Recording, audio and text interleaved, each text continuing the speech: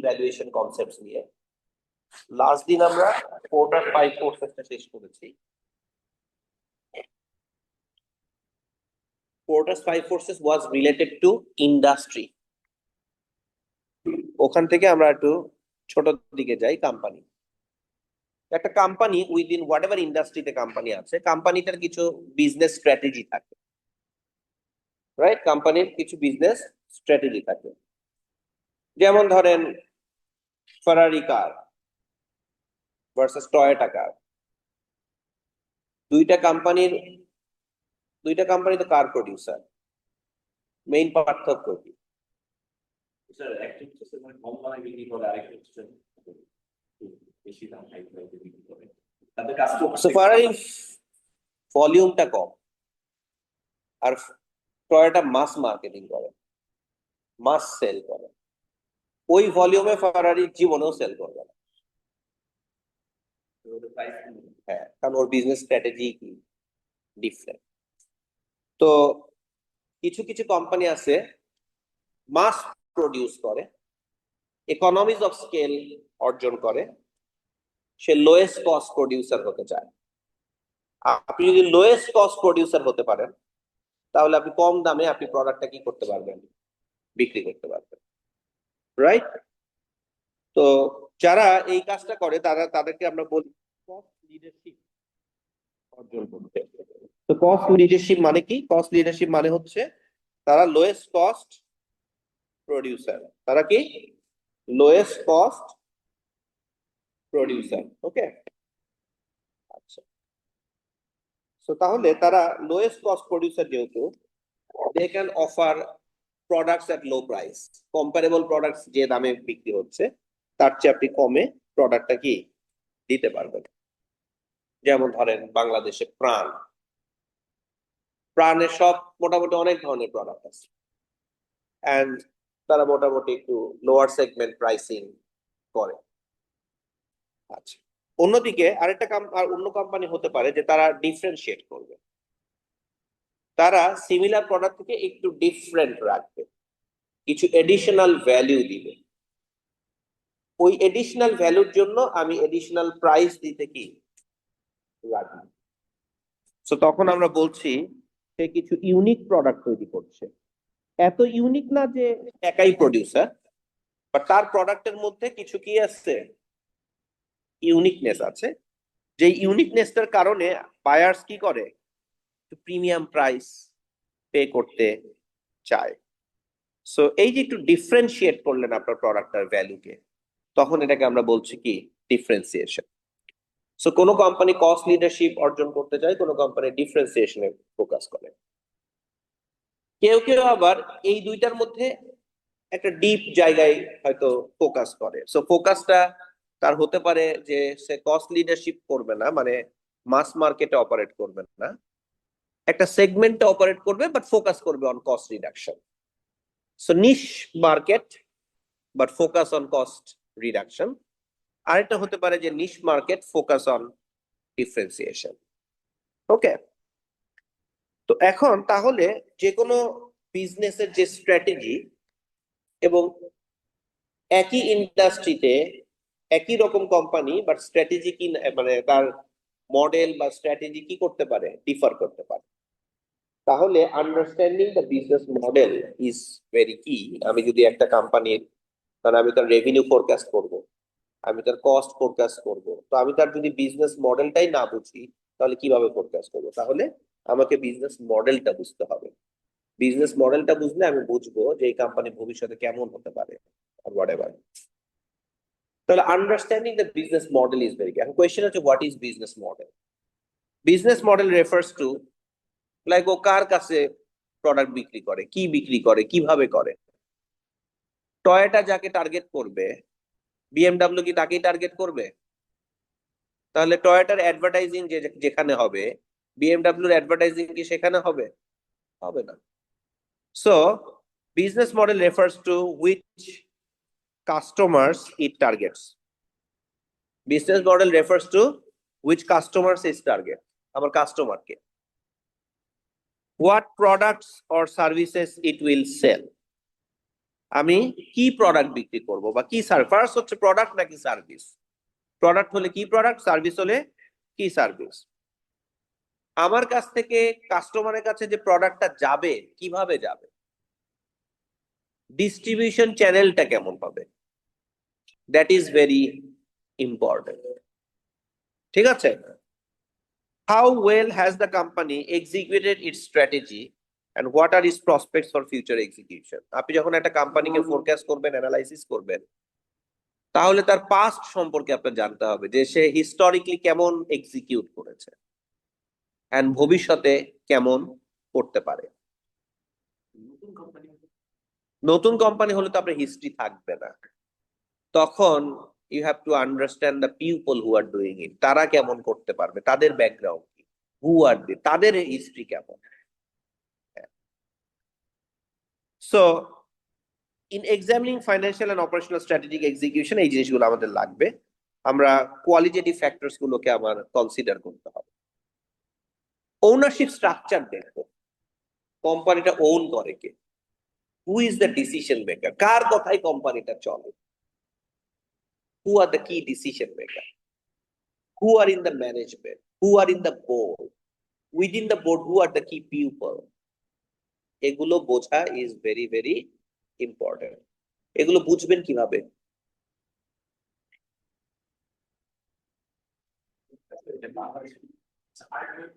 এগুলো বুঝবেন কিভাবে, আমি তো বলতেছি এই জিনিসগুলো বোঝা ইম্পর্টেন্ট, কিন্তু বুঝবেন কিভাবে, স্টাডি করতে হবে, রিসার্চ করতে হবে, এফোর্ট দিতে হবে, এফোর্ট না দিলে তো আপনি বুঝবেন, রাইট। আচ্ছা,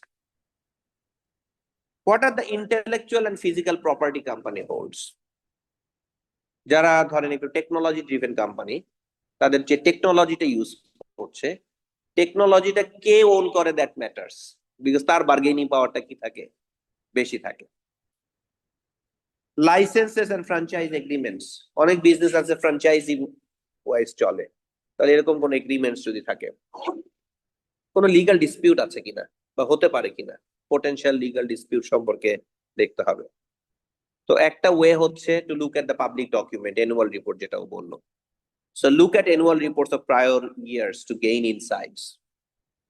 তাহলে আপনাদের ফার্স্ট কাজ হবে যে কোম্পানিটা নিয়ে কাজ করছেন তার অ্যানুয়াল রিপোর্ট গুলো ভালো করে পড়া, জানা কোম্পানি কিভাবে বিজনেস করে, কি করে, কেমন রেভিনিউ করে। পাস্ট 5 ইয়ার্স পেলেন, একটা ট্রেন্ড দিয়ে জাস্ট এক্সট্রাপোলেট করে এক্সেলে টান দিয়ে দিলেন, সেটা যেন না হয়।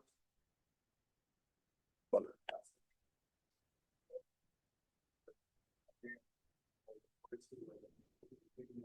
কি বোঝেন নাই বলেন, কোন অ্যাসাইনমেন্টটা? আপনাকে 300 কোটি টাকা দেওয়া হয়েছে, you are a fund manager, আপনি এখন এই পোর্টফোলিওটা ম্যানেজ করবেন। আপনাকে সময় দেওয়া হয়েছে 10 বছরের জন্য, টাকাটা দেওয়া হয়েছে। এই টাকাটা অ্যালোকেট করবেন বিটুইন বন্ডস আর ইকুইটি স্টক। কিভাবে অ্যালোকেট করবেন, বন্ডে কত টাকা অ্যালোকেট করবেন, স্টকে কত টাকা অ্যালোকেট করবেন। বন্ডে অ্যালোকেট করতে গেলে কোন কোন বন্ডে কত টাকা কিনবেন, কোন কোন স্টকে কত টাকা কিনবেন, এগুলো করতে গেলে তো ওই বন্ড স্টক এগুলো নিয়ে একটু স্টাডি করতে হবে, সেই স্টাডিটা করবেন। করার পরে আপনি একটা পোর্টফোলিও তৈরি করবেন যে ঠিক আছে, আমি 300 কোটির মধ্যে 100 কোটি করলাম বন্ডে, 200 কোটি করলাম ইকুইটিতে, 100 কোটির মধ্যে 100 কোটি টাকা দিয়ে হয়তো আমি 5টা বা 6টা বন্ড কিনছি।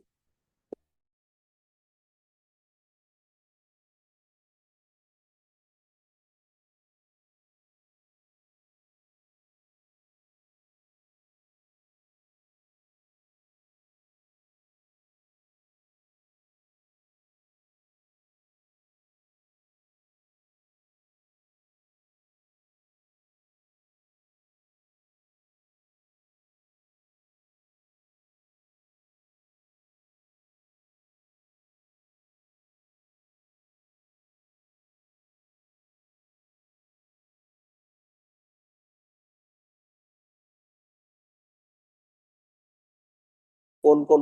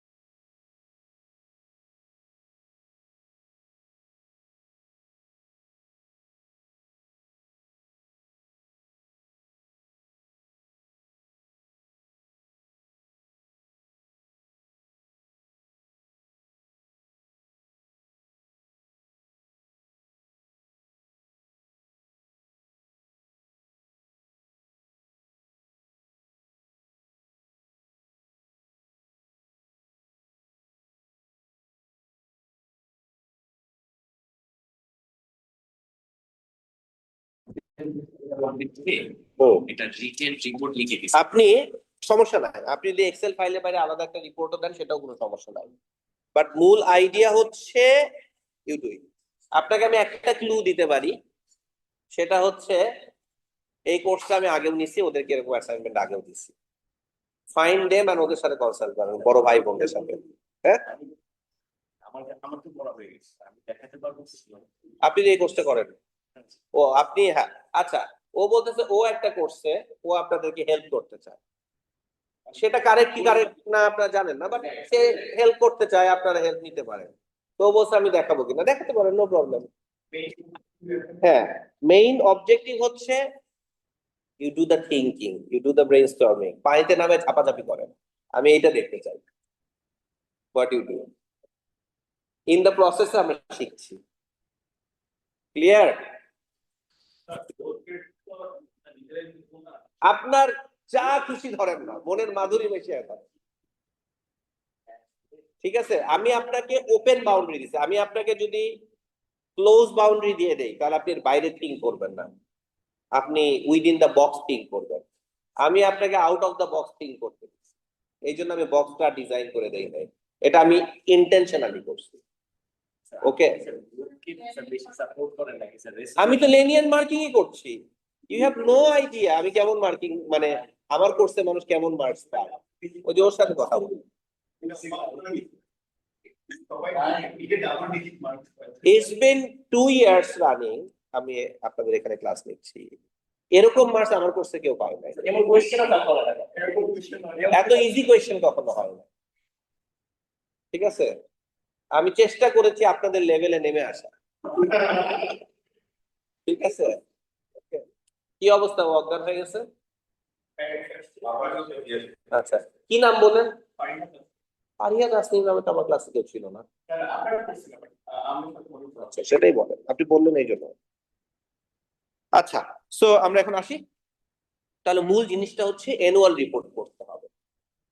তো আপনারা আজকে থেকে একটা হ্যাবিট বিল্ড আপ করবেন, সেটা কি? Reading annual reports. আমরা বই পড়ি না, আমরা যেরকম করে বই পড়ি আপনারা ওরকম করে অ্যানুয়াল রিপোর্ট পড়বেন। অবসর টাইমে মানুষ যেমন বই পড়ে, আপনি অ্যানুয়াল রিপোর্ট পড়বেন, আপনার কাজই হবে অ্যানুয়াল রিপোর্ট পড়া। ওকে,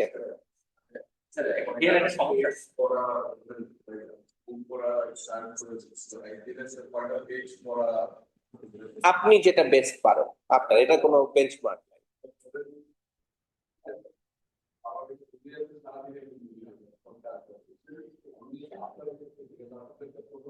আচ্ছা, আমি মুভি দেখি না। হ্যাঁ, ঠিক আছে, আমি মুভি দেখি না, কারণ মুভি দেখতে আমার ধৈর্য হয়, কিন্তু আমি যে একটা বই পড়ি এটা পড়তে আমার ধৈর্য হয়। তো জিনিসটা হচ্ছে এটা এক একজনের এক এক রকম।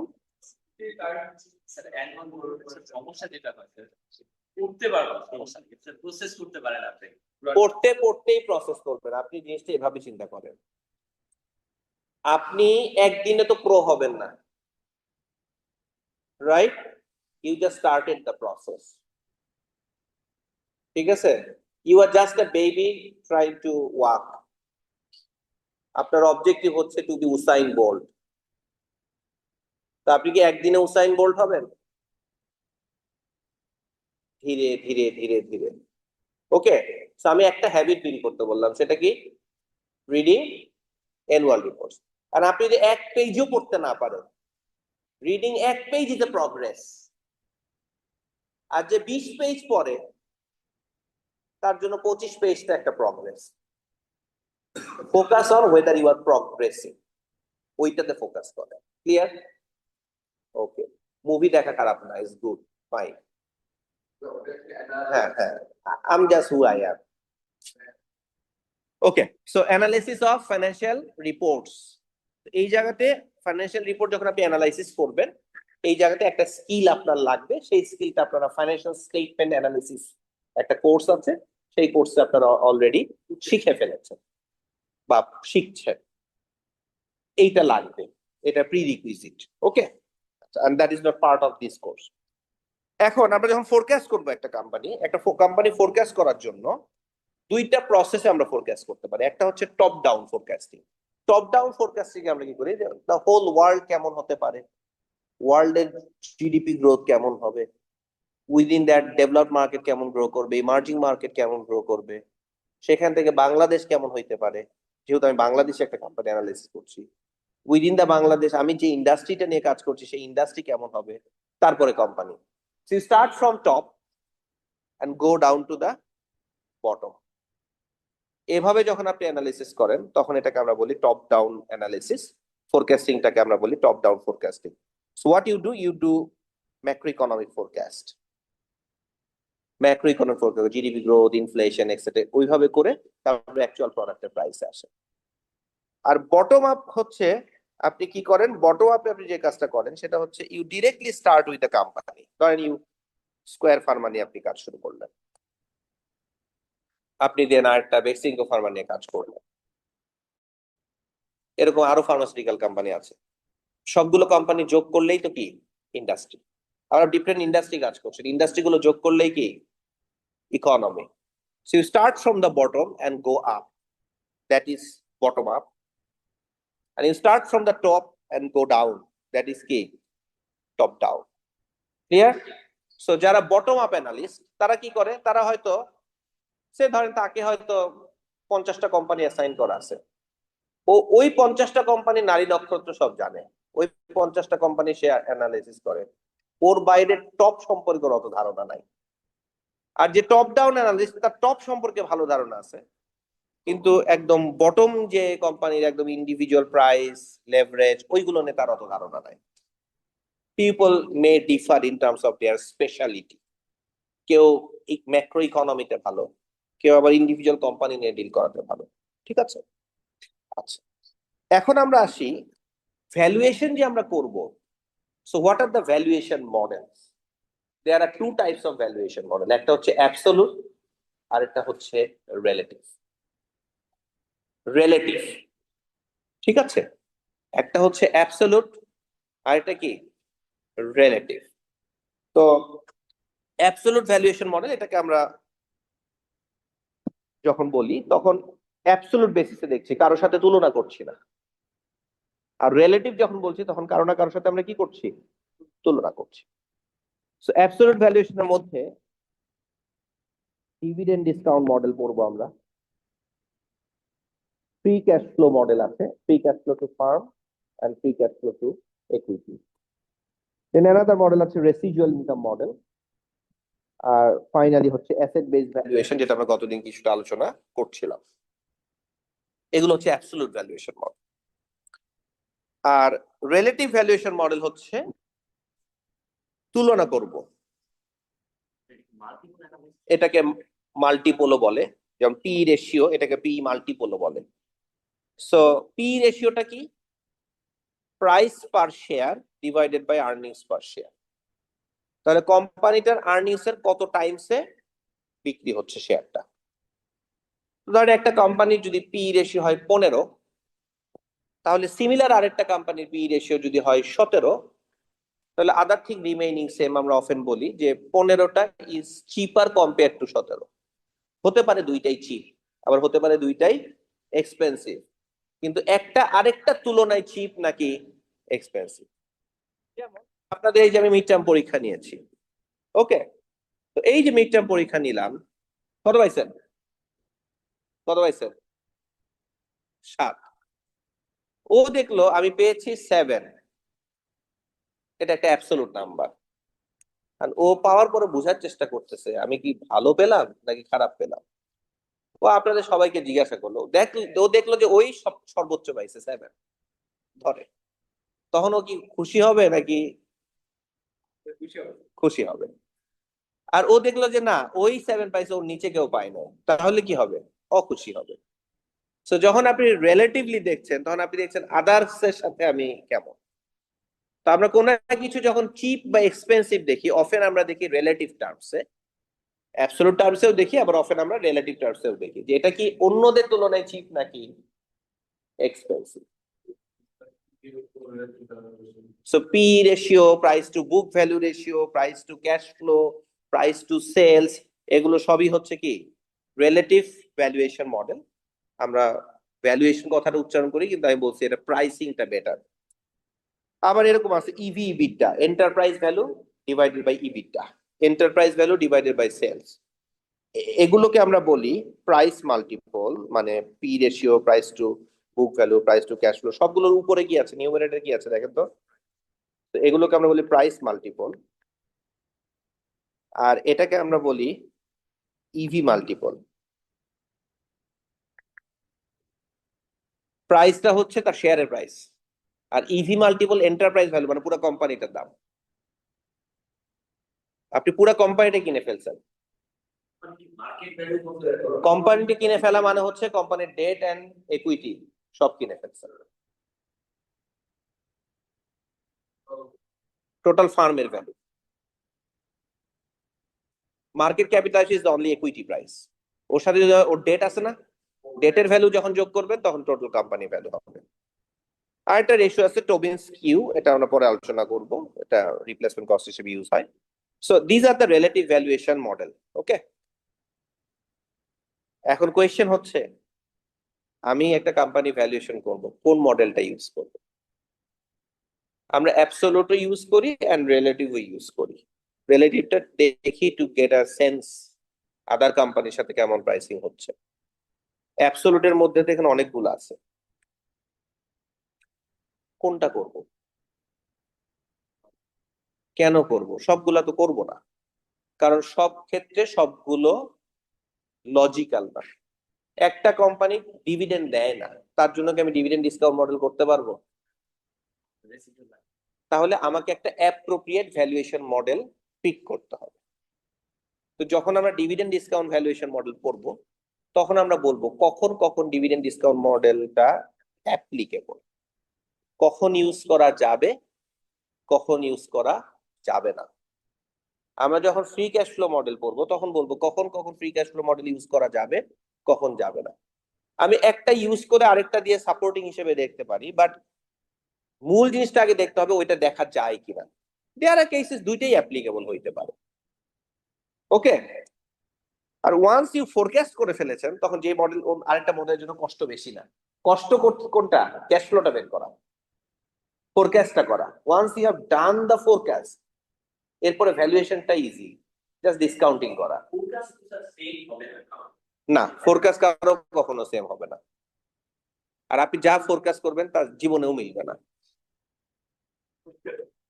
তাহলে ফোরকাস্ট করবো কেন? What is the answer?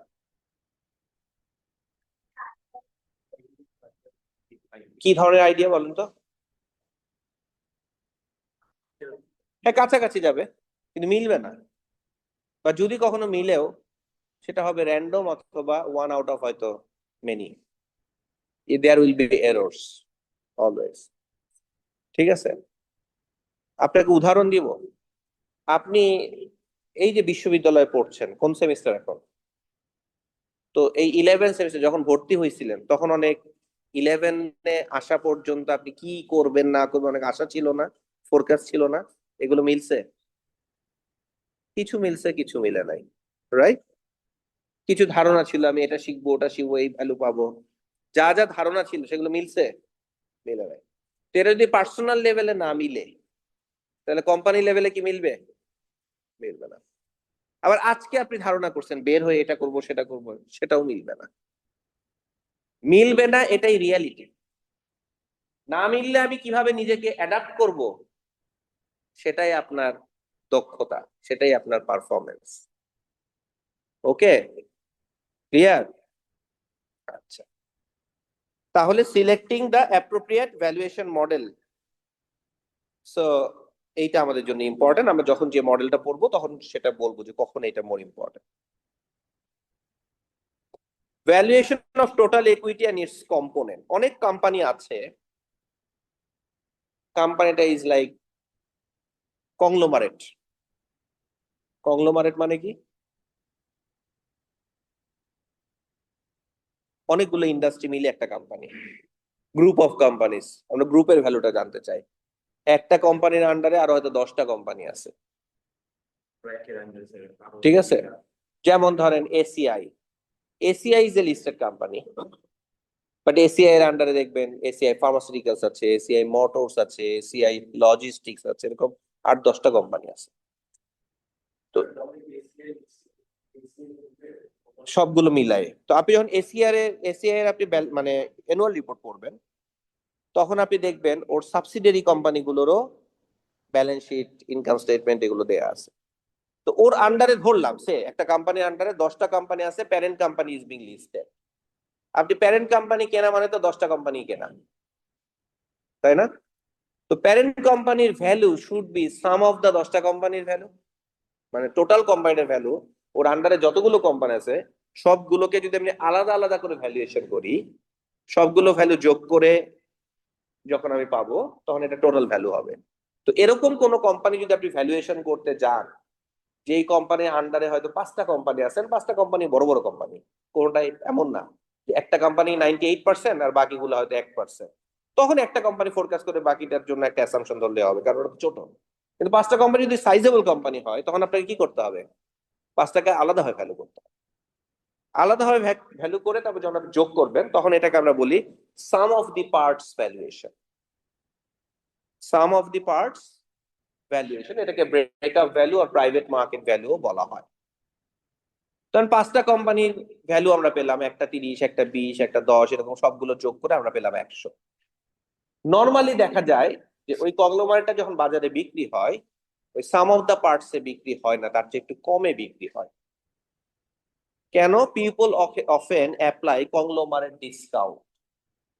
কি অ্যাপ্লাই করে? Conglomerate discount. কংগ্লোমারেট ডিসকাউন্ট জিনিসটা কি? একটা কোম্পানি যখন অনেকগুলো আনরিলেটেড ব্যবসায় ফোকাস করবে, তখন ওর ফোকাসটা স্কেটার্ড হয়ে যায়। তাতে করে দেখা যায় ও অত ইফিশিয়েন্টলি রান করতে পারে না, and people want a discount for that. মানে ডিসকাউন্ট মানে কি? একটু কম দামে কিনবে। So it applies discount to the stock of the company operating in multiple unrelated business. আর যারা ফোকাস ব্যবসা করে, তাদের ইফিসিয়েন্সি অনেক কি থাকে? বেশি থাকে। ওই কংগ্লোমারেটের মধ্যে দেখবেন হয়তো 5-6টা কোম্পানি আছে, 3-4টা কোম্পানি কোনো ভ্যালু নাই। They are actually draining value from other company. ওর অ্যাটেনশন যদি ভালো কোম্পানি যেটা, যেখানে বেশি ব্যবসা হবে, ওখানে দিত, আর ওইগুলোতে না দিত, তাহলে আরো বেশি ভালো হতো। কিন্তু ওটা সে ফেলেও দিতে পারছে না, কিছু করতেও পারছে না। বুঝা গেল? এখন ইস্যুজ ইন মডেল সিলেকশন। আমি যে মডেলটা সিলেক্ট করব ওটা কনসিস্টেন্ট হইতে হবে। এই যে একটু আগে বললাম যে একটা কোম্পানি ডিভিডেন্ড দেয় না, তার জন্য যদি আমি ডিভিডেন্ড ডিসকাউন্ট মডেল ইউজ করি, তাহলে কি এটা কনসিস্টেন্ট হবে? হবে না। Appropriate given the availability of the data. আমার ডেটা অ্যাভেইলেবিলিটি থাকতে হবে। এখন ধর এমন একটা কোম্পানি আমি অ্যানালিসিস করছি, কোম্পানির ফাইন্যান্সিয়াল স্টেটমেন্ট বিশ্বাসই করা যায় না, অ্যানুয়াল রিপোর্ট ট্রাস্টই করা যায় না, সব 2 নাম্বার ডেটা, অডিটরে ম্যানেজ ট্যানেজ করে করে ফেলছে, সব ভুল, সব ভুয়া, সব ফ্রড। এটা বোঝার জন্যই তো লেখাপড়া করছি আমরা। তো যদি এরকম হয়, প্রথম কথা হচ্ছে এই ধরনের কোম্পানি আসলে ভ্যালু করারই দরকার নাই। ঠিক আছে? তার মানে হচ্ছে কোয়ালিটি অফ দ্য ডেটাই তো ট্রাস্ট করা যায় না, তাহলে আমি এটা কেন ভ্যালু করব? তো বাংলাদেশে আপনার স্টক মার্কেটে লিস্টেড যতগুলো কোম্পানি আছে, ভ্যালু করার মতো কোম্পানির সংখ্যা খুবই কম। ভালো কোম্পানি নাই বললেই চলে। 10-15টার বেশি আসলে ভ্যালুয়েশন করার কোনো যৌক্তিকতা নাই। বাকি কোম্পানিগুলো লিটারালি গার্বেজ। ঠিক আছে? সো আপনি কোন কোম্পানিতে ইনভেস্ট করবেন, আপনার ইনভেস্টমেন্ট ইউনিভার্স হয়ে যাবে অনেক ছোট, বিকজ এই কোম্পানিগুলোকে ট্রাস্টই করা যায় না। Okay? Consistent with the purpose of valuation including analyst perspective. সবকিছু মিলে এটা আমরা যখন যেটা ভ্যালুয়েশন করবো, ওইটা আমরা আলোচনা করব কখন কোনটা। ওয়ান্স ইউ ভ্যালু, আপনি তো একটা এক্সপেকটেশন অনুযায়ী ভ্যালু পেলেন, that is your base case scenario. এখন আপনাকে চিন্তা করতে হবে, what if I am wrong? What if আমি যা ভাবছি তা যা যদি না হয়, তার চেয়ে যদি খারাপ হয়, তাহলে কেমন হবে? তার চেয়ে যদি ভালো হয়, তাহলে কেমন হবে? এরকম করে বিভিন্ন সিনারিওতে আমরা দেখার চেষ্টা করি, তখন এটাকে আমরা বলি সিনারিও অ্যানালিসিস। আমরা ভাবছিলাম যে এই কোম্পানিটা রেভিনিউ হবে বছরে 100 কোটি টাকা, 10 টাকা করে প্রোডাক্ট সে বিক্রি করবে, প্রোডাক্টের প্রাইস 10 কোটি প্রোডাক্ট বিক্রি করতে পারবে, এটা আমার অ্যাসাম্পশন ছিল। এখন আমি চিন্তা করতে, আচ্ছা আমার রেভিনিউ অ্যাসাম্পশন যদি রং হয় তাহলে কি হবে? সে যদি 10 কোটি প্রোডাক্ট বিক্রি করতে না পারে, সে যদি 8 কোটি প্রোডাক্ট বিক্রি করতে পারে তাহলে কেমন হবে? সে যদি 12 কোটি প্রোডাক্ট বিক্রি করতে পারে তাহলে কেমন হবে? একটা ইনপুট চেঞ্জ করে যখন আমি চেঞ্জ করি, তখন এটাকে আমরা বলি সেন্সিটিভিটি অ্যানালিসিস। আর বিভিন্ন সিনারিও দিয়ে যখন দেখি, সিনারিওতে একের অধিক ইনপুট চেঞ্জ করব, তখন সেটাকে আমরা বলি সিনারিও অ্যানালিসিস। ওই যে বললাম ফোরকাস্ট কখনোই রাইট হবে না, এই জন্যই তো আমি সিনারিও অ্যানালিসিস করব। আমি বলবো আমি রং হলেও খারাপটাও এরকম, আর আরো ভালো হলে তো আরো ভালো। ক্লিয়ার? এখন ধরেন আপনি কোম্পানিতে, এই কোম্পানির 100 কোটি শেয়ার আছে, বাজারে কোম্পানির কতগুলো শেয়ার আছে? 100 কোটি। আপনি কিনবেন হচ্ছে 20,000 শেয়ার, তাহলে আপনার ওনারশিপ পার্সেন্টেজ কতটুকু? 20,000 ডিভাইডেড বাই 100 কোটি, অনেক কম, রাইট? আপনার কথার কোনো দাম আছে ওই কোম্পানিতে? নাই। You are a minority shareholder. আমি যখন ভ্যালুয়েশনটা করব, আমি কি মাইনরিটি শেয়ার হোল্ডারের পার্সপেক্টিভে ভ্যালুয়েশন করছি, নাকি সামওয়ান বাইং 10 কোটি share, 10% ownership in the company, তার পার্সপেক্টিভে ভ্যালুয়েশন করছি?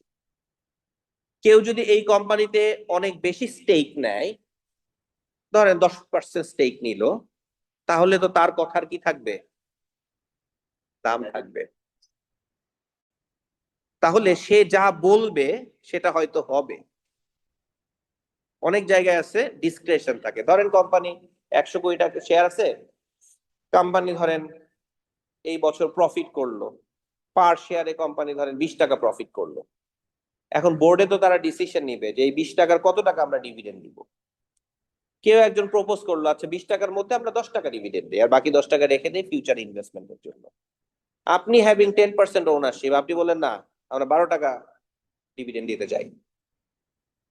যে প্রপোজ করলো তার শেয়ার আছে 1% আর আপনার আছে 10%, কার কথার দাম বেশি হবে? যার 10%, কারণ তার ভোট বেশি, তার ইনফ্লুয়েন্স বেশি। তাহলে এই যে আপনার কথার দাম আছে, এটা একটা ভ্যালু আছে না? তাহলে আপনি যখন কন্ট্রোলিং স্টেক নিবেন, এই দাম থাকার কারণে, ইনফ্লুয়েন্স থাকার কারণে আপনি একটু প্রিমিয়াম প্রাইস দিতে উইলিং থাকবেন। মাইনরিটি শেয়ার হোল্ডার এটা নিয়ে চিন্তা করবে না, ও বলবে আমি তো কোনো ডিসিশনই নিতে পারবো না, কোম্পানি যা ডিসাইড করবে সেই অনুযায়ী আমি ভাবো। মাইনরিটি শেয়ার হোল্ডারদের কোনো কি থাকে না? সে থাকে না। কিন্তু কন্ট্রোলিং শেয়ার হোল্ডারদের কি থাকে? সে থাকে। তারা বোর্ডে বসে, তারা ডিসাইড করতে পারে কাকে আমি সিইও হিসেবে নিব, কোন ব্যবসাটা আমি করব, কোন ব্যবসাটা আমি করব না। They can make decision. Minority shareholder can not make decision. তার মানে যে কন্ট্রোল দিবে, সে কন্ট্রোলের জন্য একটা কি দিতে চাইবে? প্রিমিয়াম দিতে চাইবে। ক্লিয়ার? বুঝা যাচ্ছে নাকি বুঝা যাচ্ছে না? এখন ধরেন আপনি একটা প্রাইভেট কোম্পানি ভ্যালুয়েশন করবেন। প্রাইভেট কোম্পানির শেয়ার কি বাজারে বেচা কেনা হয়? হয় না। তো ধরেন আমরা এই 4 জন মিলে একটা প্রাইভেট কোম্পানি বানাইলাম। বানানোর পরে কিছুদিন পরে রাকিবের অনেক টাকার দরকার পড়লো। রাকিব কি চাইলে এটা ইজিলি বিক্রি করতে পারবে? পারবে না, কারণ এটার কোনো কি নাই, মার্কেট নাই। তখন সে বিক্রি করার জন্য খুঁজবে, ও হয়তো আরমানের কাছে যাবে, দেখো আমার অনেক শেয়ার আছে, কোম্পানিটা ভালো, অনেক প্রসপেক্ট আছে, আমার টাকার দরকার দেখে বের হয়ে যাচ্ছি, তুমি কিনতে পারো। ও হয়তো এরকম 2-3 জন 4-5 জনের কাছে যাবে, ও হয়তো কিনতে রাজি না, বা রাজি থাকলে ওর কাছে টাকা নাই, ওর তো অনেক ঘুরতে হবে। আর এটা যদি এমন হতো যে লিস্টেড কোম্পানি, তাহলে ও ইজিলি স্টক মার্কেটে কি করতে পারতো? বিক্রি করতে পারতো। তো এই যে ইজিলি বিক্রি করতে পারতো, একটা মার্কেট আছে, ভার্সাস ইজিলি বিক্রি করতে পারছে না, মার্কেট নাই। এই দুইটা কারণে দুইটা কোম্পানি, একই কোম্পানির দুই সিনারিওতে দুই রকম ভ্যালু হবে না? So you want a discount for companies যার মার্কেট নাই। একই কোম্পানি প্রাইভেট হলে ভ্যালু কম হবে কম্পেয়ার টু কি পাবলিক, পাবলিকে আপনার কি আছে, মার্কেট আছে। এটাকে আমরা বলছি ল্যাক অফ মার্কেটেবিলিটি ডিসকাউন্ট। আর আরেকটা সিনারিও হতে পারে, লিস্টেড বাজারে বিক্রি করা যাবে কিন্তু বিক্রি করাটা এত ইজি না, বিকজ এটার বায়ার সেলার কি কম। তখন একটা ডিসকাউন্ট আপনি অ্যাপ্লাই করবেন, বিকজ শেয়ারসটা কেমন, ইলিকুইড। ইলিকুইড মানে কি, লিকুইডেট করাটা কঠিন, সময় লাগে, কিছু প্রাইস স্যাক্রিফাইস করতে হয়। সো আপনি একটা হচ্ছে মার্কেটেবিলিটির কারণে ডিসকাউন্ট, আর এটা কি ইলিকুইডিটির কারণে ডিসকাউন্ট, আর কন্ট্রোলের কারণে কি প্রিমিয়াম।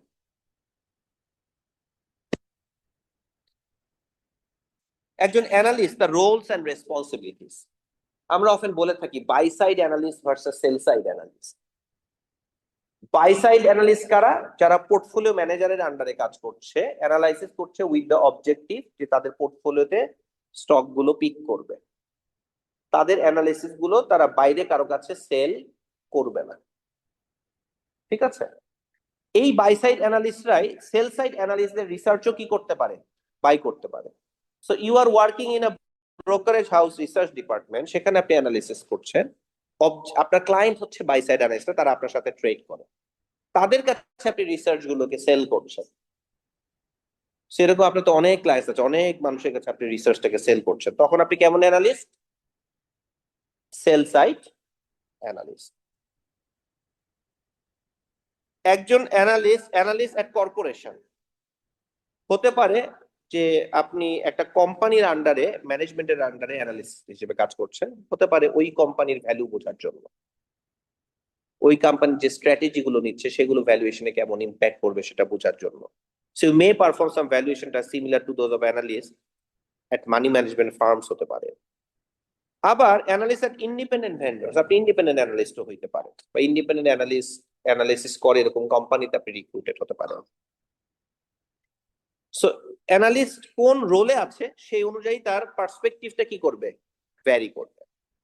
এখন আমরা চলে যাব আমাদের নেক্সট চ্যাপ্টারে, যে আমরা যে ভ্যালুয়েশন মডেল পড়লাম, dividend discount model, free cash flow model, তারপরে কি residual income model and so on, তারপরে হচ্ছে মাল্টিপল। তো আমরা একটা একটা করে যাব। সো প্রথমে আমরা পড়ব হচ্ছে ডিভিডেন্ড ডিসকাউন্ট মডেল। এই পর্যন্ত কোনো কোয়েশ্চেন আছে? Feel free to ask question. Any question এই পর্যন্ত? সহজ না এগুলো, তাই কঠিন?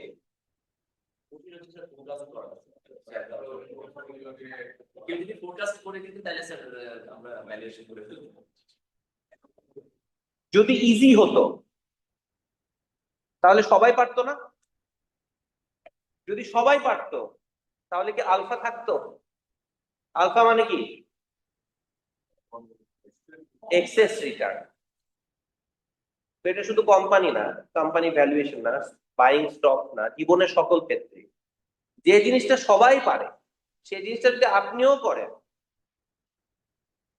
হোয়াট ইউ উইল গেট, সবাই যা পায় আপনিও তাই পাবেন। আপনার সাথে আরো 100টা মানুষের কোনো কি নাই, ডিফারেন্স নাই। But you want to be better, তাহলে আপনার কি করতে হবে, এমন কিছু হতে হবে যেটা অন্যরা পাবে না। আপনিও আপগ্রেড করলেন, ওরা আপগ্রেড করবে, তাহলে কি হবে, আপনাকে one step at least ahead থাকতে হবে। কোম্পানির বেলাও তাই। একটা কোম্পানি সে যখন অপারেট করে, সবাই যে প্রোডাক্ট বিক্রি করে আমি ওই প্রোডাক্ট বিক্রি করি, সবার প্রোডাক্টের যে ভ্যালু আমারও সেম ভ্যালু, তাহলে কি আমি বেশি দাম রাখতে পারবো? পারবো না। তাহলে কি আমার রিটার্ন বেশি হবে, মার্জিন বেশি হবে? হবে না। তাহলে কি আমার রিটার্ন অন ইকুইটি বেশি হবে? হবে না। তাহলে কি করতে হবে,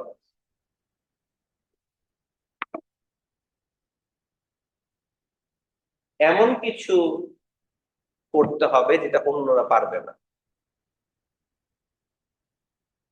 সবাই যেটা পারে ওটা হলে তো হলো না,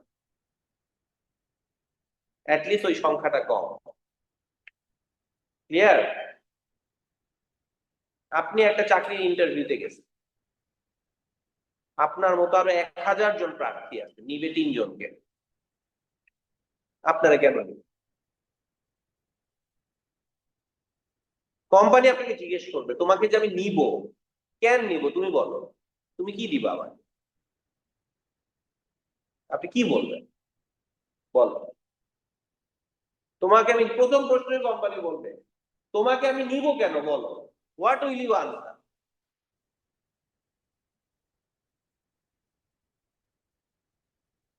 আপনার হাসান নাবিল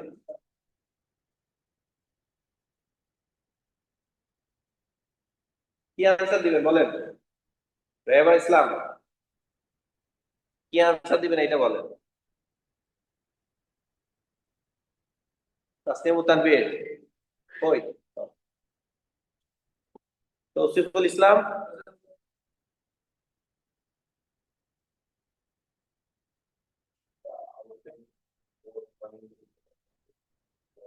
হাও?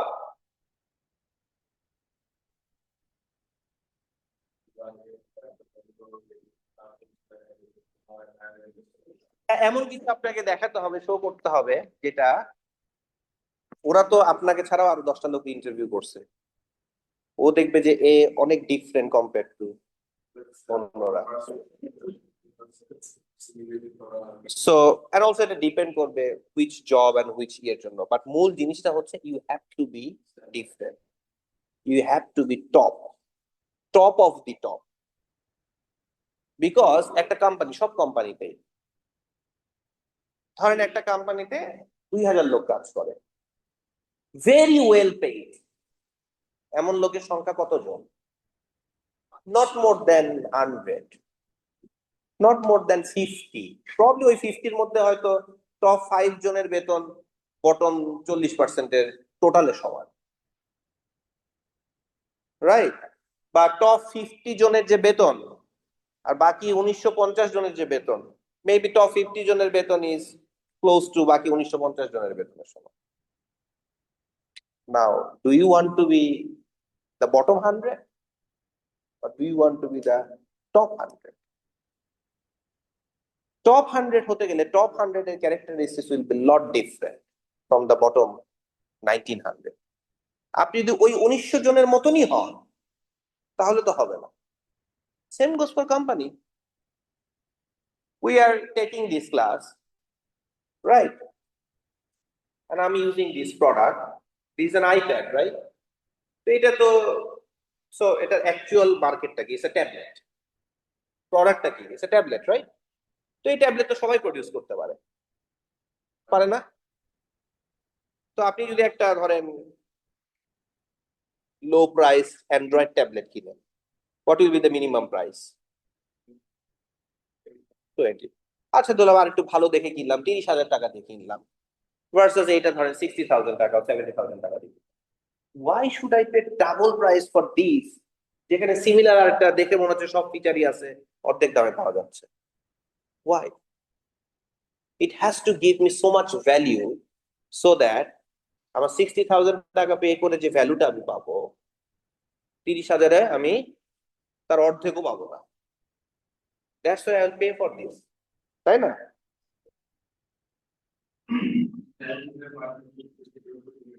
অবভিয়াসলি আপনি কিভাবে ভ্যালু পারসিভ করছেন তার উপরে ডিপেন্ড করে, কারণ সবাই তো আর টপ না।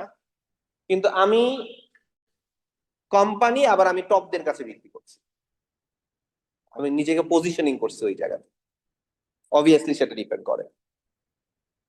সো ওই মার্কেটেও আপনার সামথিং থাকবে, ওই মার্কেটে আপনার স্কেল থাকবে, যে আমি সো মাচ বিক্রি করতে পারি সো দ্যাট আমারটা অন্যরা রেপ্লিকেট করতে পারবে না। এই যে কথাগুলো বলছি, এটার মানে হচ্ছে আপনার একটা কম্পিটিটিভ অ্যাডভান্টেজ থাকতে হবে। You have something that others can not, you have something that others cannot, whether you are an individual or whether you are a company or whether you are a country, ঠিক আছে? you have to have something that others cannot, তাইলেই না আপনার কাছ থেকে মানুষজন কিনবে প্রোডাক্টটা। সো এইটাকে আমরা এবং এটা শুধু থাকলে হবে না, এটা আপনাকে সাস্টেইন করতে হবে। আমরা বলি সাস্টেইন কম্পিটিটিভ অ্যাডভান্টেজ। কি বলি? Sustain competitive advantage. So sustain competitive advantage, এটাকে আমরা সংক্ষেপে বলি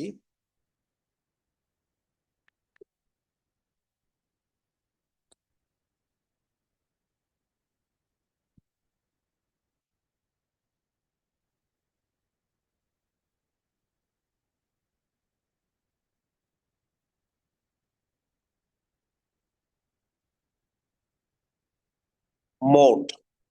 সংক্ষেপে আমরা কি বলি এটাকে? Mode, sustain competitive advantage. So যখন আমি একটা কোম্পানি পিক করব, এমন কোম্পানি পিক করব যাতে কোম্পানিটার কি থাকে, কোম্পানির কি থাকে, সাস্টেইন কম্পিটিটিভ অ্যাডভান্টেজ থাকে। This tablet has a sustain competitive advantage so that অন্যরা এটার মতো চেষ্টা করেও কম্পিট করে পারে না। That's why Apple makes so much revenue from iPad, iPhone and other verticals. ও যে জায়গায় অপারেট করে ওই জায়গায় ও best, not in terms of volume but in terms of profit. In terms of profit, ও হয়তো ইন্ডাস্ট্রিতে ওই প্রোডাক্ট 100টা বিক্রি হলে ও বিক্রি করে 20টা, কিন্তু ইন্ডাস্ট্রিতে 100 টাকা প্রফিট হলে 80 টাকা প্রফিটই কার? ওর। তার মানে বাকি 80% বিক্রি করে 20% প্রফিট নিতে পারে না। Why? Ask yourself. So study the company Apple, how it just become a $1 trillion company over time. ঠিক আছে? কোম্পানি অ্যানালিসিস করা শিখতে হবে, কোম্পানির মোডটা বুঝতে হবে, ওয়্যার ইজ দ্য মোড। যে একবার ধরেন আইফোন কিনছে, ইউজ করছে, he or she never goes back to Android, never ever.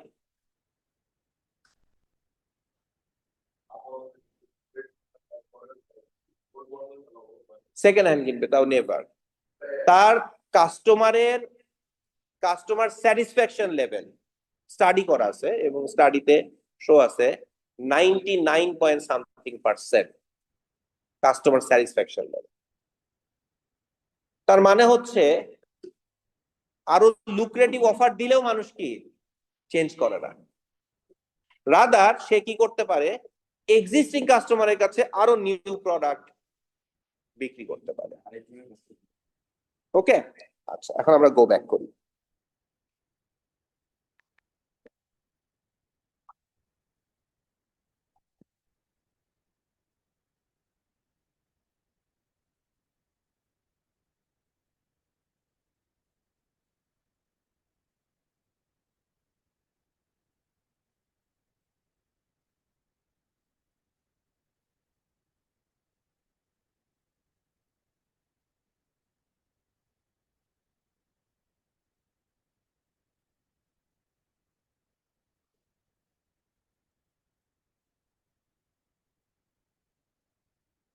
Discounted dividend valuation বা ডিভিডেন্ড ডিসকাউন্টেড ভ্যালুয়েশন, ডিডিএম বলি আমরা সংক্ষেপে।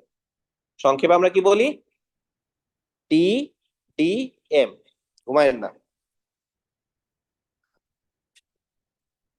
প্রথম কথা, আমরা যখন DDM is a DCF valuation, discounted cash flow. Cash ফ্লোটা কি? ডিভিডেন্ড। স্টেপ গুলো কি হবে? First, choosing the class of DCF model. আমরা যদি ডিভিডেন্ড ডিসকাউন্ট মডেল পড়ছি, ধরেন আমরা ডিভিডেন্ড ডিসকাউন্ট মডেলটা চুজ করেছি, তাহলে আমার ফার্স্ট কাজ হবে কি? Forecasting the cash flow. Company ভবিষ্যতে কেমন প্রফিট করবে, প্রফিটেবিলিটি বাড়লেই তার ডিভিডেন্ড দেওয়ার ক্ষমতা বাড়বে এবং ডিভিডেন্ড দিবে। সো ক্যাশ ফ্লো ফোরকাস্ট করা, ক্যাশ ফ্লো ফোরকাস্ট করে আমি ডিভিডেন্ড গুলোকে ফোরকাস্ট করব। Then choose an appropriate discount rate. Appropriate discount rate কি কি মেথডে ক্যালকুলেট করা যায়। ক্যাপিটাল আছে, প্রাইসিং মডেল আছে, বিল্ড আপ মেথড আছে, ডিভিডেন্ড ডিসকাউন্ট মডেলও আছে, কয়েকটা মেথড আছে, সেগুলো ইউজ করে আমরা ডিসকাউন্টেড ইউজ করি। ক্যাশ ফ্লো গুলোকে ডিসকাউন্টিং করবো, করে প্রেজেন্ট ভ্যালু বের করবো। সেই ভ্যালুটাই কি? equity value. So it's a key model, present value model. We forecast cash flows, সেগুলোকে ডিসকাউন্টিং করি, সবগুলোকে ডিসকাউন্টিং করার পরে সেগুলোকে আমরা কি করি? সাম করি।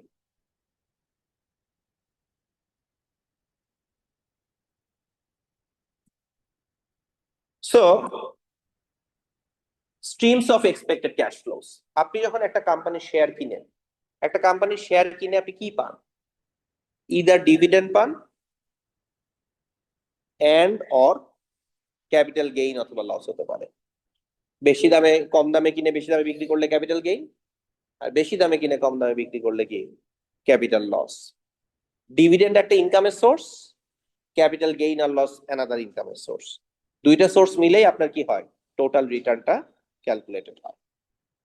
So a company might not pay ডিভিডেন্ডস on it's stock. Company যখন একটা কোম্পানি ফর্ম করে, স্টক মার্কেটে আসে, মানুষের কাছ থেকে টাকা নেয়, এরপরে কোম্পানি ডিভিডেন্ড দিতে কিন্তু বাধ্য না।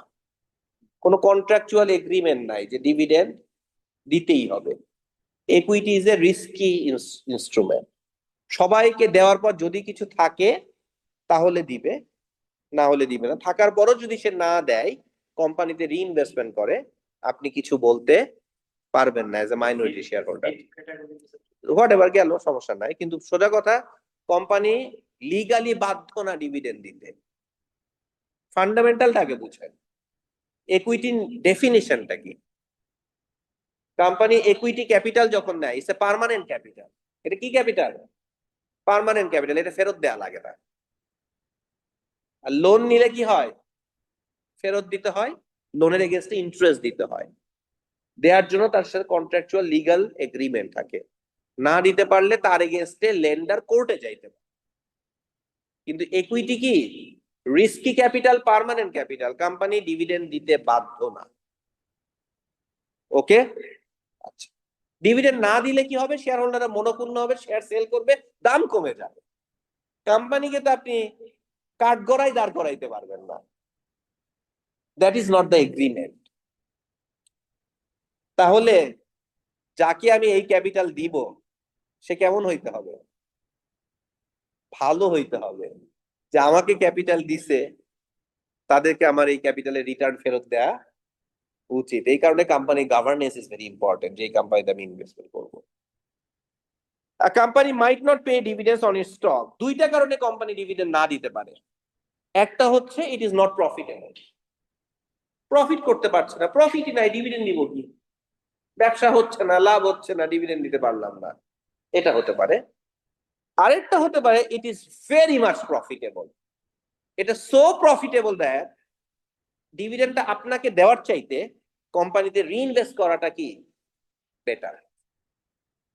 সো দুইটা কারণে কোম্পানি ডিভিডেন্ড না দিতে পারে। একটা হচ্ছে একেবারেই প্রফিটেবল দা, আরেকটা হচ্ছে অনেক profitable. You have to find out why, যে কেন ডিভিডেন্ড দিচ্ছে না, কোনটা কারণ, কোনটা ন্যারেটিভ। কখন dividend discount model is suitable? যখন কোম্পানি ডিভিডেন্ড দেয়। যে কোম্পানি ডিভিডেন্ড দিচ্ছে না, তার জন্য ডিভিডেন্ড ডিসকাউন্ট মডেল ইউজ করা যাবে না, অন্য মডেল ইউজ। বা ডিভিডেন্ড দিচ্ছে না, সামনে দিতে পারে, সামনে থেকে শুরু হবে, সে তার ক্ষেত্রে আমরা ডিভিডেন্ড ডিসকাউন্ট মডেল ইউজ করতে পারবো। কিন্তু আগামী 10-15 বছরে ডিভিডেন্ড দেওয়ার কোনো সুযোগ নাই, ও কোম্পানি গ্রোই করাবে, ভেরি মাচ প্রফিটেবল। তখন তখন কিন্তু আমরা ডিভিডেন্ড ডিসকাউন্ট মডেল ইউজ করতে পারবো না। Board of directors established a dividend policy.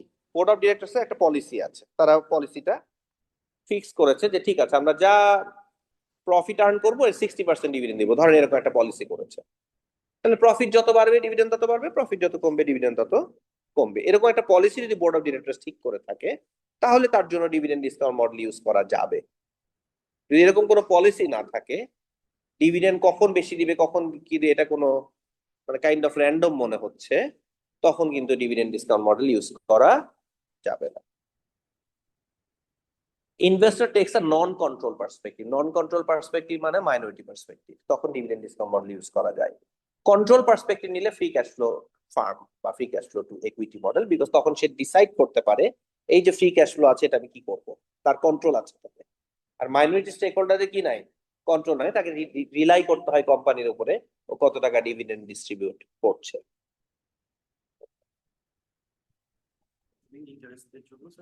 Free cash flow to firm, যারা কন্ট্রোলিং স্টেক আছে তাদের জন্য বেটার মডেল কোনটা, free cash flow to firm অথবা free cash flow to equity. What is free cash flow to farm?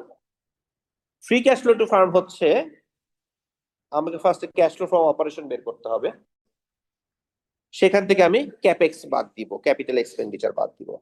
আমি যখন cash flow from operation বের করছি ওখানে ওয়ার্কিং ক্যাপিটাল অলরেডি বাদ দেওয়া আছে। তার মানে একটা কোম্পানি প্রোডাক্ট বিক্রি করে কস্ট ইনকার করে যে রেভিনিউ হলো সেখান থেকে ওয়ার্কিং ক্যাপিটালের জন্য যা ইনভেস্টমেন্ট করা দরকার সেগুলো বাদ দেওয়ার পর ক্যাপেক্স করার পর যা থাকবে এই cash flow belong to both debt holders and equity holders. এই ক্যাশ ফ্লোকে আমরা বলি free cash flow to firm. এই ক্যাশ ফ্লোটা থেকে ডেট হোল্ডারদের ক্লেইমটাকে যখন আমি বাদ দিয়ে দিব তখন যেটা থাকবে সেটার নাম হচ্ছে free cash flow to equity. মনে থাকবে? আমরা যখন ডিভিডেন্ড ডিসকাউন্ট মডেল চ্যাপ্টারটা শেষ করব তারপরের চ্যাপ্টারেই আমরা করব free cash flow to firm and free cash flow to equity. কখন free cash flow to firm and free cash flow to equity suitable? যখন কোম্পানি ডিভিডেন্ড দেয় না অথবা ডিভিডেন্ডের সাথে প্রফিটেবিলিটি কোনো রিলেশনশিপ নাই। Free cash flow to firm and free cash flow to ইকুইটিতে আমরা ডিভিডেন্ড দেওয়ার ক্যাপাসিটিটা দেখি। একটা কোম্পানি ডিভিডেন্ড দিচ্ছে না কিন্তু ডিভিডেন্ড দেওয়ার ক্যাপাসিটি অনেক আছে, তাহলেও কোম্পানিটা কি হবে, অনেক ভ্যালুয়েবল। দিচ্ছে না কেন? সে রিইনভেস্ট করছে। The company is dividend paying but dividend significantly differs, সেক্ষেত্রেও কিন্তু free cash flow to farm use করতে পারবো। Investor takes a control perspective, সেক্ষেত্রে আমরা free cash flow to farm use করব। The company free cash flow to firm align with the company's profitability. Free cash flow two ফার্মের সাথে প্রফিটেবিলিটির কি আছে, alignment আছে, তাহলে free cash flow to farm আমরা ইউজ করতে পারবো। কারণ একটা কোম্পানি যত বেশি প্রফিটেবল সেই কোম্পানির ভ্যালু তত কি বেশি।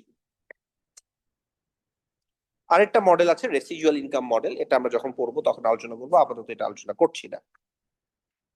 এখন আমরা চলে আসি, এটা খুব সহজ অঙ্ক করি, খুবই সহজ। এখানে ফর্মুলা শিট দেওয়ার কিছু নাই। The expression for a single holding period. মনে করেন আপনি একটা শেয়ার কিনছেন, ঠিক আছে? কোম্পানিটা কিনছেন, এক্সপেক্ট করছেন কোম্পানিটা 0.58 ডিভিডেন্ড দিবে, 0.58 ইউরো। বছর শেষে ইউ এক্সপেক্ট দ্য কোম্পানির শেয়ার প্রাইস টু বি 27। তাহলে আপনি হোল্ড করছেন ফর কতদিন? 1 ইয়ার। আপনি হোল্ড করছেন ফর কতদিন? 1 ইয়ার। কিনছেন কবে? টাইম জিরোতে। 1 ইয়ার পর আপনি কি পাবেন? 0.58 পাবেন in the form of dividend. আর শেয়ারটার প্রাইস হবে, আপনি ফোরকাস্ট করেছেন ফর সামহাউ 27, সরি, এই দুইটা জিনিস পাবেন। তাহলে টোটাল কত পাবেন? 27.58। এই কোম্পানিতে ইনভেস্ট করার জন্য যে আপনি রিস্ক নিচ্ছেন সেটাকে কনসিডার করে, সবকিছু কনসিডার করে আপনি চিন্তা করছেন এখান থেকে 9% হলে আমি যে রিস্কটা নিচ্ছি সেটাকে কম্পেনসেট করে। 9%-এর বেশি পেলে আরো ভালো, কিন্তু অ্যাটলিস্ট 9% আমি চাই। তাহলে আমার রিকোয়ার্ড রেট অফ রিটার্ন কত? 9%। আজকে শেয়ারটার দাম কত হবে?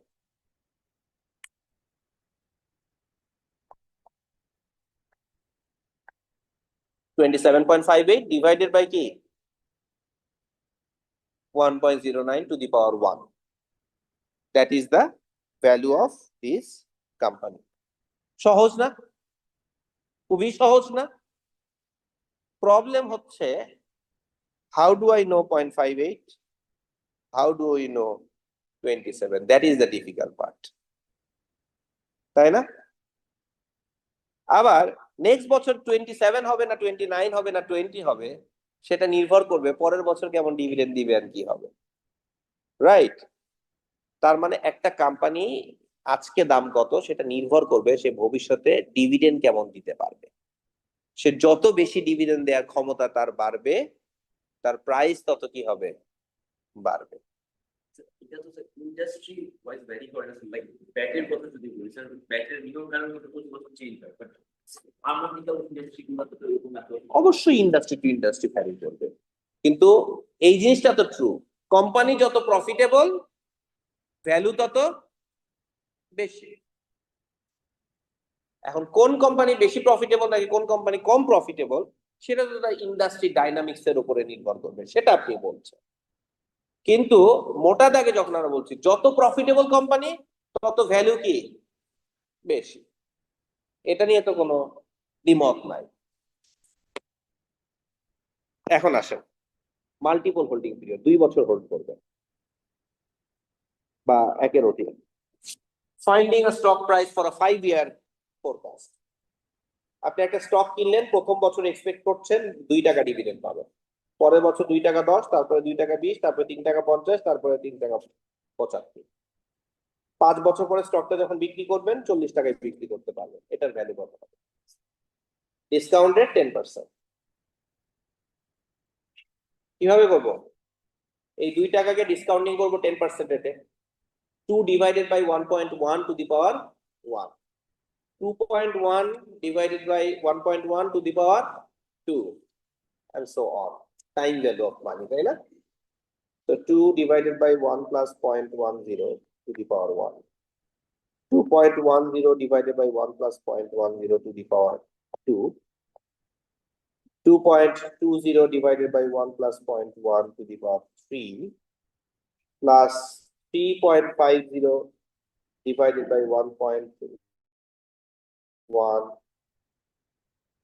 to the power 4. ফাইনালটা কত হবে? 3 টাকা 75 পয়সা পাবো ডিভিডেন্ড, আর শেয়ারটা বিক্রি করে পাবো কত? 40। তাহলে 43 টাকা 75 পয়সা ডিভাইডেড বাই 1.1 টু দি পাওয়ার 5, সবগুলো যোগ করলেই আমি পেয়ে যাব। ওকে, ইজি না?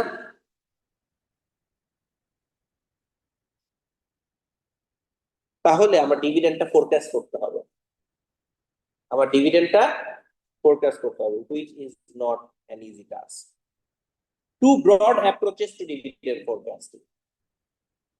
একটা হচ্ছে future dividends can be forecasted by assigning stream of future dividends to one of several stylized growth pattern. একটা হচ্ছে আমি ধরে নিচ্ছি কোম্পানিটা নেক্সট বছর যে ডিভিডেন্ড দিবে, পরের বছর থেকে এই ডিভিডেন্ডটা একটা সার্টেন রেটে গ্রো করবে। The growth rate is constant growth dividend discount model, বা এটা আরেকটা নাম আছে Gordon growth dividend discount model. আমি শিওর আপনারা এটা পড়েছেন। এইটা কোন কোম্পানির ক্ষেত্রে অ্যাপ্লিকেবল হবে? Company is a mature company, mature business লেভেলে আছে, ম্যাচিউর লেভেলে গ্রোথ। কিন্তু আপনি এমন একটা কোম্পানি অ্যানালাইজ করছেন, কোম্পানি এখন গ্রোয়িং স্টেজে আছে, growing at a very high rate. একটা কোম্পানি যখন গ্রোথ স্টেজে থাকে এবং ভেরি হাই রেটে গ্রো করে, ওই হাই রেটে কি সে সারা জীবন গ্রো করতে পারবে? নেভার। গ্রোথটা আস্তে আস্তে কি হবে? কোম্পানি যত বড় হবে তত গ্রো করাটা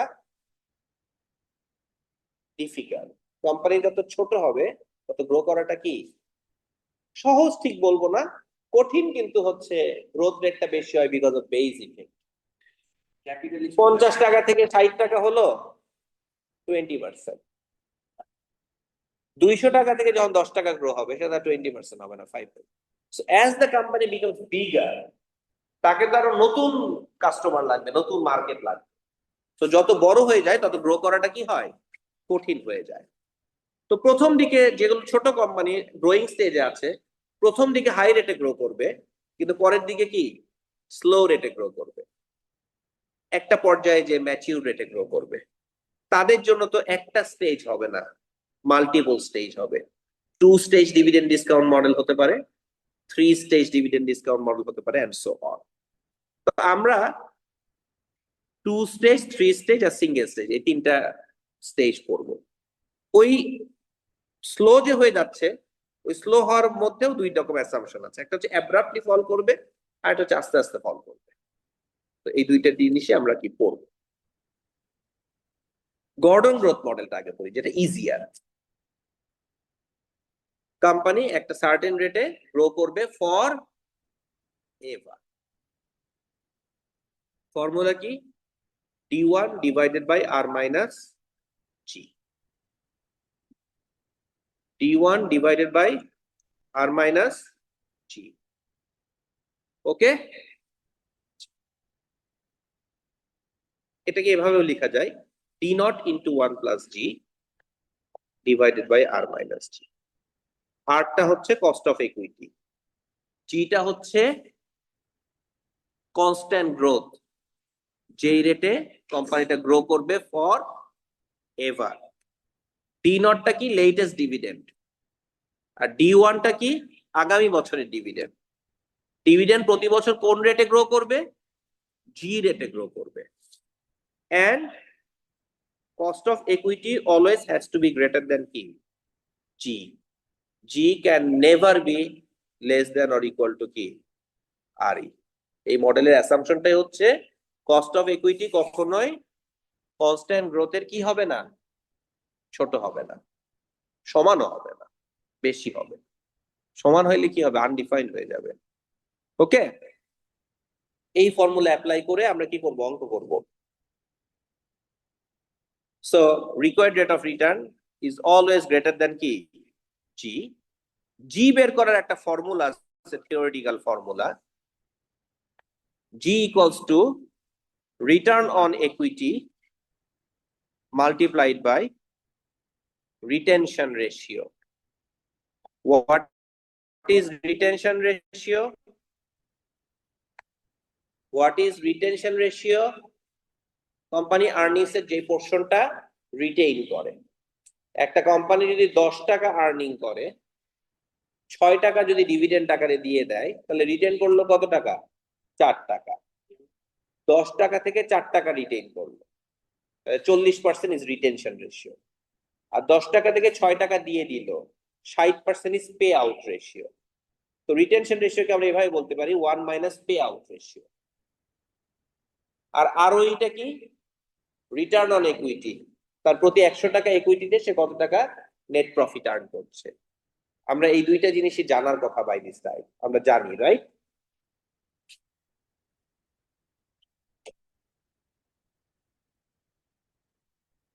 এইখানে একটা অঙ্ক আছে, যে অঙ্কে আপনাকে বলছে একটা কোম্পানি তার মোস্ট রিসেন্ট কোয়ার্টার ইপিএস হচ্ছে 0.31, 4টা কোয়ার্টার এসে দেয়, তার মানে বছরে সে 1 টাকা 24 পয়সা ডিভিডেন্ড দেয়।